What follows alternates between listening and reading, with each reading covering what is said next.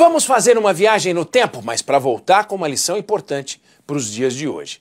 Vamos voltar 85 anos no tempo, 1940. O mundo em guerra, Segunda Guerra Mundial. No Brasil o presidente era Getúlio Vargas. Nos Estados Unidos o presidente era Franklin Roosevelt. Dia 11 de junho de 1940, Getúlio Vargas faz um discurso. E pelas palavras que ele escolheu, ele deu a entender para os Estados Unidos que o governo brasileiro estava fazendo uma guinada caindo para o lado da Alemanha nazista, tanto que o discurso de Vargas foi bem recebido pela imprensa alemã.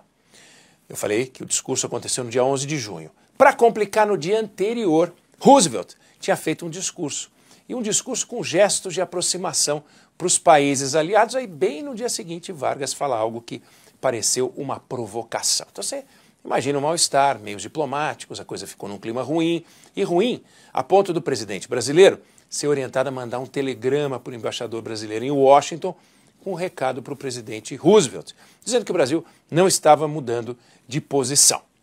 A gente nunca vai saber ao certo se o telegrama de Vargas era verdadeiro e o Brasil não estava mudando de posição, ou se o discurso de Vargas era verdadeiro e ele queria insinuar que poderia mudar de posição, mas o conjunto desses dois textos produziu um resultado extraordinário. O Brasil queria dinheiro para investir na industrialização e conseguiu capital para montar, capital americano, para montar a Companhia Siderúrgica Nacional, a CSN.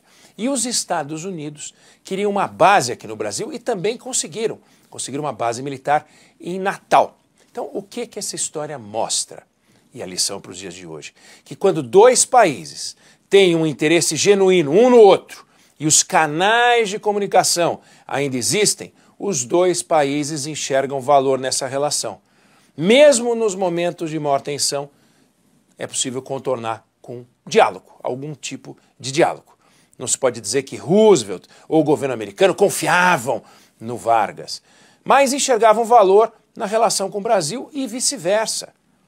Aí você vem para os dias de hoje. Será que os dois governos, o governo americano e o governo brasileiro, enxergam uma relação promissora em curso? Será que os Estados Unidos enxergam o potencial real de manter uma relação com o Brasil? Ou será que eles estão jogando, enxergam, mas estão jogando? Será que o Brasil enxerga um potencial nessa relação ou está apenas jogando?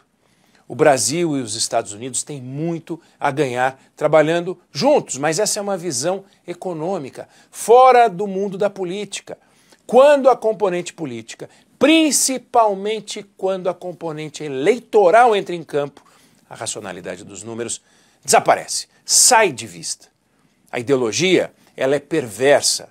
E a ciência um dia ainda vai provar que ela come neurônios e devora o progresso e o bom senso.